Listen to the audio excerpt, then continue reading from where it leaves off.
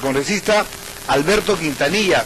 Para nosotros es un honor tenerlo aquí en la radio, tan distinguido, no solo desde el punto de vista profesional, porque él es economista, él es notario, es abogado y parlamentario, pero parlamentario de los parlamentarios buenos, ¿no?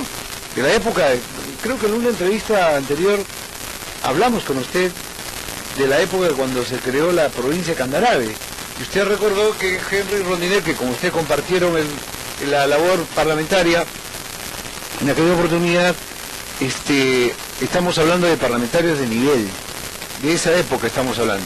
Bueno, los tiempos han pasado, el 5 de abril del año 92, malogró todo, incluso él era parlamentario en ese tiempo, ¿no es cierto?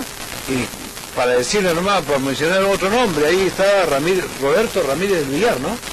Bobby Ramírez Villar, Roberto, que era el presidente de la Cámara de Diputados, cuando se fue una época en la cual buscamos rescatar la democracia para el funcionamiento, ¿no? O sea, veníamos de 2 años que estaba manejada por el fujimorismo en alianza con el APRA y buscamos pluralizar, y entró Roberto Ramírez Villar, entró César Barrea Bazán, Lorena Mola, Uriola Ani, quien habla, un frente de varios sectores para que el Congreso reflejara la pluralidad y no la monotonía. ¿Qué cree usted que tenga en mente los líderes del partido aprista, que van en alianza con quien supuestamente lo persiguieron a Alan, y miren cómo terminan? Con una mayoría absoluta los fujimoristas, y los apristas siguen relegados con 4 o 5 parlamentarios. Bueno, lo que está ocurriendo ahí es que los dirigentes actuales del partido aprista, entre ellos Alan García, no están viendo la perspectiva histórica, ¿no? Lo que se trata, digamos, es construir un país más plural, más democrático, más tolerante, pero yo creo que están en contracorriente, buscan más bien permanecer cercanos a los gobernantes de turno sin importarles la construcción de un país democrático. Y quien destruyó, como tú bien recordaste antes, la democracia en el país fue precisamente Alberto Fujimori con Vladimiro Montesinos, ¿no? Porque el balance, la pregunta es, si no hubiese habido el golpe del 5 de abril de 1992, ¿ahora hubiésemos tenido una democracia más moderna o no? Y la respuesta es sí. Cortó ese proceso de democratización y había un retraso, objetivamente, y tenemos actualmente una precariedad en el sistema político, ¿no? ¿Cree usted que la democracia está en cuestión? Yo creo que la democracia está en cuestión, pero esta coyuntura particular en la cual Pedro Pablo Kuczynski, de Peruano por el Cambio, no tiene mayoría en el Congreso, le plantea un gran reto a ellos, y el reto es superar esta situación buscando concertar, o sea, volviendo a la naturaleza original del Parlamento. Es un espacio de diálogo, de debate, de concertación y de intercambio de opiniones y acuerdos políticos. Ese es el momento que está, y creo yo que en este mes, desde el 28 de julio a la fecha, casi un mes exacto, lo han hecho bien, los distintos actores, o sea, PPK está gobernando sin tener mayoría, el fujimorismo no le ha negado el voto de confianza al gabinete encabezado por Fernando Zavala, y lo cual es un hecho positivo, y ha habido intercambio de pullas, debates, etcétera, y la cosa está caminando. A ver, ayer se ha publicado una encuesta, GFK. No está mal el señor Kuczynski, porque total recién tiene un mes, ¿no es cierto? Pero tampoco está mal el Congreso, a pesar de la posición de la bancada fujimorista. Bueno, yo creo, digamos, que los políticos en general y el sistema político tiene una primavera, un espacio de aceptación de la población. Hay que estar luna de miel, hay que aprovecharla. Tiene que aprovechar el sistema político. O sea, ¿quién debe aprovecharla más, el Ejecutivo o el Legislativo? Yo creo que debe aprovecharla más la relación entre Ejecutivo y Legislativo, porque la tentación del Ejecutivo va a ser: no tengo mayoría, consigo mayoría a cualquier precio, o sea, llego al extremo de buscar compras o pases de posiciones para que apuntalen el oficialismo. Yo creo que no es necesario. Yo creo, digamos, que hay que volver a la naturaleza republicana de una democracia en la cual precisamente hay contrapeso. Una cosa es el Ejecutivo y otra cosa es el Parlamento, que a su vez debe fiscalizarlo y controlarlo y ponerle límites. Y el Ejecutivo tiene la obligación, en mi opinión, de convencer a los sectores del Congreso. Es una etapa democráticamente interesante, puede decirse. La precariedad más bien se constituye una fortaleza de PPK, ¿no? Pero ¿no cree usted que, a ver, la mayoría absoluta puede aprovecharse de las de los errores del líder del Ejecutivo, por ejemplo. Esos chistes que no caen bien para un estadista, para un jefe de Estado. Marchas y contramarchas. Dijo en campaña electoral que iba a reducir el impuesto general a las ventas y que tenía que aprobarlo o pedirlo al Congreso de la República. Viene acá Tacna y dice, ya no voy a pedirle al Congreso, ya no necesito pedirle al Congreso. Va a Lima y dice, no, sí tengo que pedirle al Congreso, pero tengo que estudiar cómo está el ingreso de la plata. O sea, recién lo van a estudiar. Con esas posiciones, ¿cree usted que el Ejecutivo logre el objetivo? Habida cuenta de que el señor Kuczynski, donde va, está ofreciendo de todo. Bueno, acá nos ha ofrecido también el desaguadero, por si acaso. Yo creo, digamos, que lo que tiene Kuczynski es un poco ponerse en el plan de presidente de la República. Objetivamente no puede ir en ya no de candidato. Ya no de candidato. Ahora, bueno, las cosas que bailen el paseo, que de vez en cuando haga un chiste, no me parece mal, es parte, digamos, del estilo político. No hay personas que creen que la política es una adustez permanente, estar serios, y otros que creen, digamos, que hay que buscarse. El problema de fondo es si lo que va a hacer nos va a beneficiar al conjunto de los peruanos. Y en este momento, en mi opinión, ese estilo no está mal. Lo que sí está mal es decir una cosa, rectificarse, retroceder, o sea, las variaciones políticas, ¿no? Sí, pero no fue chiste cuando habló de la píldora del día siguiente que había que consultarle al cardenal. Y mire usted cómo respondió el cardenal. Bueno, pero no es chiste, pero él quiso llevar a la broma ese tema. Ya. Entonces, yo creo, digamos, que cuando uno lleva las cosas a la broma para acercarse a la población, no me parece mal. Ya. El problema es que cuando sobre temas serios lo tomas a la broma y eso lo tomas muy a la ligera y tiene repercusiones, ahí se convierte en un problema, ¿no? O sea, hay que... digamos, es la diferencia entre una actitud cuando es broma y cuando es en serio, es tan débil que en mi opinión hay que verla en perspectiva. Si el resultado logrado con esa broma es positiva, para acercarse a la población, bien, pero si eso busca para eludir temas o para menospreciarlos, es un error. Yo quería recurrir, ya para luego entrar al tema de su gestión parlamentaria, quería recurrir a su profesión de economista y de abogado. Teoría del Estado. ¿Cree usted que el presidente Kuczynski tiene una idea de lo que es teoría del Estado y para poder cumplirla? Mira, yo creo, digamos, que Pedro Pablo Kuczynski es uno de los políticos más experimentados, ¿eh? Tú recuerdas cuando ha sido ministro del primer gobierno, de Fernando Belaúnde, estamos hablando de 63 a 68. Después ha sido ministro con, digamos... Alejandro Toledo, ahora nuevamente es presidente, o sea, es un viejo político, sabe lo que tiene, sabe lo que tiene. Pero la realidad de teoría del Estado a la fecha... Pero tiene que haber aprendido pues bastante, pues no creo, digamos, que... Yo estoy seguro que lo plasme y lo logre. Mira, el gran reto que tiene Pedro Pablo Kuczynski es hacer realidad los postulados que ha tenido una república democrática en 1821. Ya. Una república democrática que se basaba bajo 3 principios: igualdad, libertad y fraternidad. Para nosotros no están malos principios, para nosotros los socialistas, los comunistas o los marxistas, como tú quieras, van a ir más allá, o vamos a ir más allá para construir una sociedad más igualitaria donde no haya explotación del hombre por el hombre. Ese es un tema posterior, ¿no es cierto? Ya. Pero si él va a buscar una sociedad con igualdad, con justicia y fraternidad, vamos a apoyarlo. Sobre eso tiene que construir una sociedad en la cual se separe lo político de los intereses particulares económicos. O sea, no haya corrupción, es un gran reto. Y si en ese reto de separar va a trabajar en combatir la corrupción, va a también recibir nuestro apoyo y el beneplácito de la población. Y el otro gran reto es también separar las creencias religiosas de lo político, ¿no? Porque somos un Estado laico, o sea, aquí cabemos ateos, creyentes, no creyentes, musulmanes, islamitas, católicos, cristianos, etcétera. Creo, digamos, que eso también tiene que son los principios de una república democrática y liberal, y están todavía pendientes de ser cumplidos. O sea, tú ves en todos los aspectos de la concepción de la teoría del Estado republicana, hay muchas cosas que no se han cumplido. Es que no hay fuente de trabajo, 1, no hay un salario digno, 2, 3, no hay seguridad, no hay salud, no hay educación. El maestro sigue siendo mal pagado a pesar de que les han creado una reforma magisterial mal aplicada.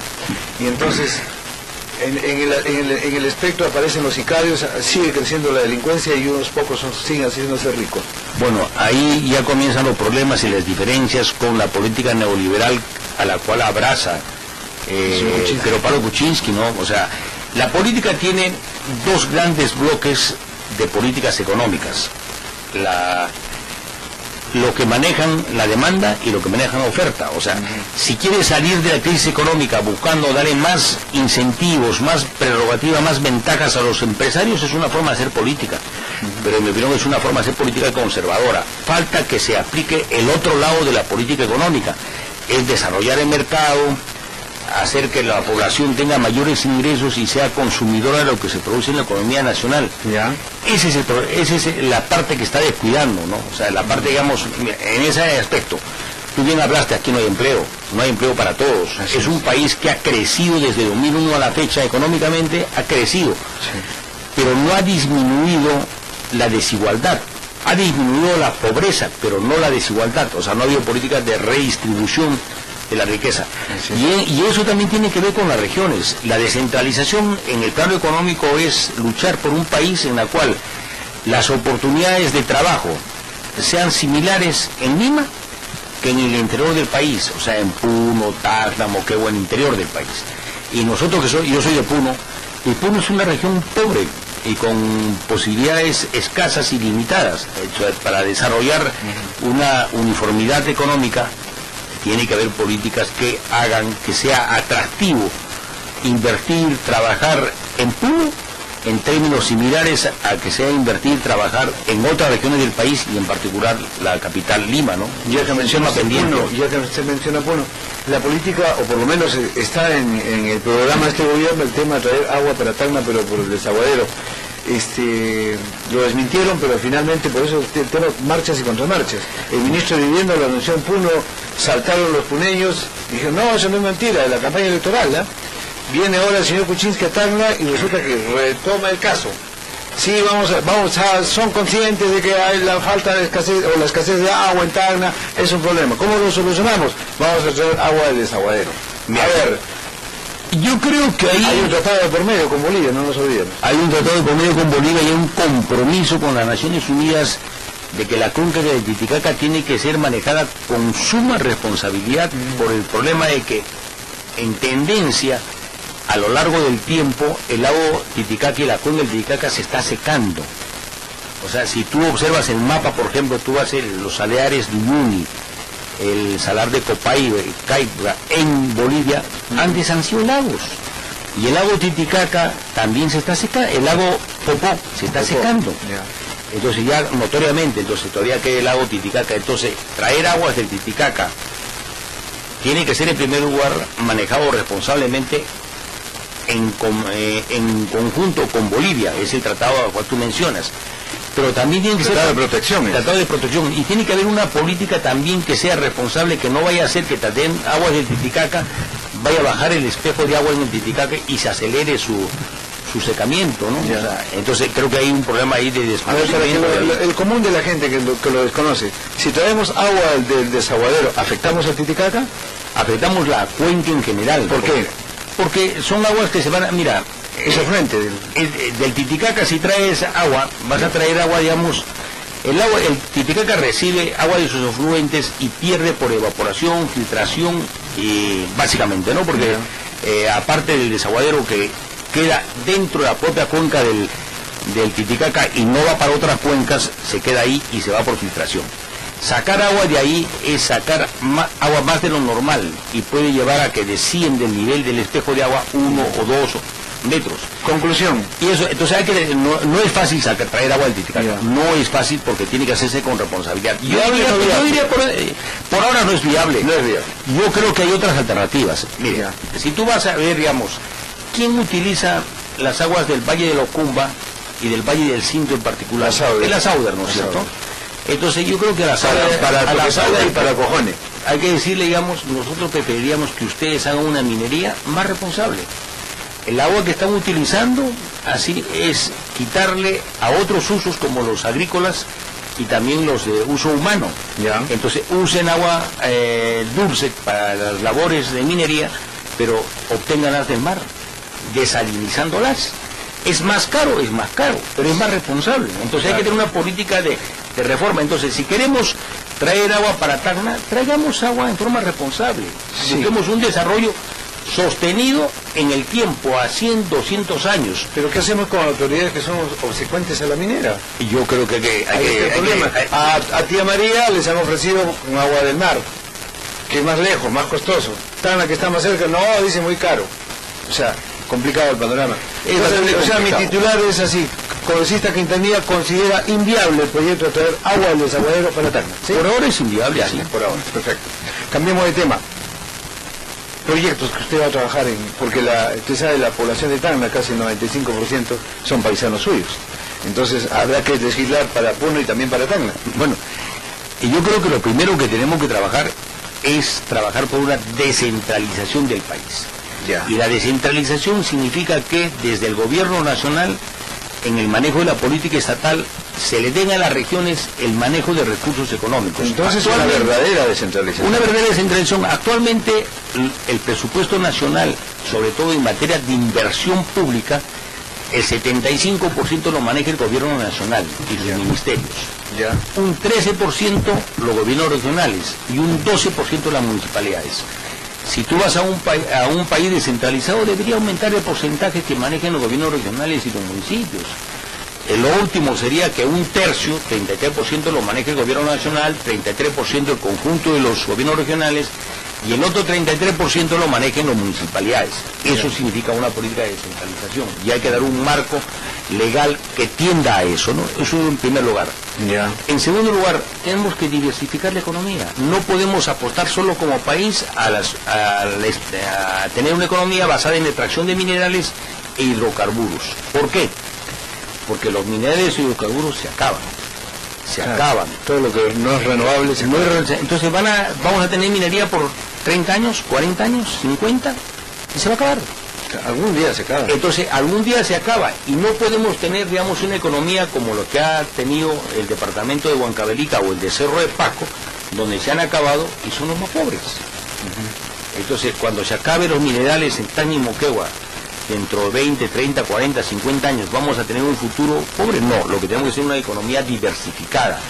Tenemos que apostar, además de la actividad minera, la actividad comercial, la actividad turística, la industrial, la ganadera, la agrícola. Tenemos que diversificar la economía. Un tercer punto que en mi opinión es un cáncer. Permítame un paréntesis. Dime. El tema de la agricultura está abandonado en estos últimos gobiernos. Ese gobierno nacionalista Oloyanta tuvo abandonada la agricultura. Está abandonada desde hace varias décadas de años, porque ciertamente, digamos, hay un problema ahí. Hay una política agraria, además que no se cumple la Carta Magna. Que tiene que entenderse que la agricultura y ganadería son actividades económicas cuya renovación y modernización es más lenta que otros sectores. Si tú notas, por ejemplo, mira, ¿dónde se acumulan los excedentes más rápidamente? Se acumulan en los sectores más dinámicos de la economía. Los hombres más ricos del mundo son Carlos Slim, que se dedica a la telefonía, es dueño de Claro. El otro es Bill Gates, que se dedica a la computación, a los celulares, etcétera, a la informática. Entonces nos lleva a pensar de que los sectores más dinámicos atraen y los sectores menos dinámicos, como la agricultura y ganadería, van perdiendo excedente. Entonces lo que tiene que hacer es una política de protección de ellos.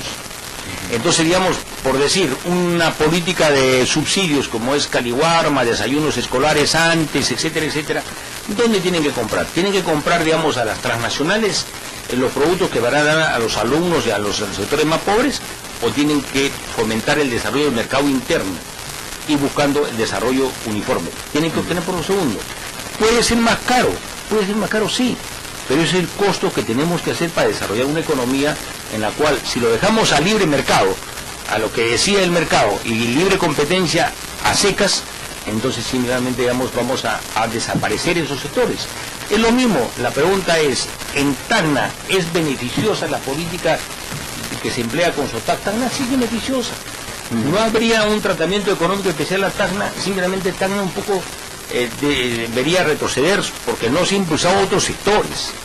Entonces yo creo que hay que entender, digamos, que estas políticas temporales, porque se van a agotar los recursos, tienen que ser cautos en ellas, y también la SOTAC Tacna o la política de tratamiento especial también tiene uno que ir favoreciendo el desarrollo económico presente, pero también pensando en el futuro. O sea, hay que impulsar otras actividades económicas para que este desarrollo sea sostenible.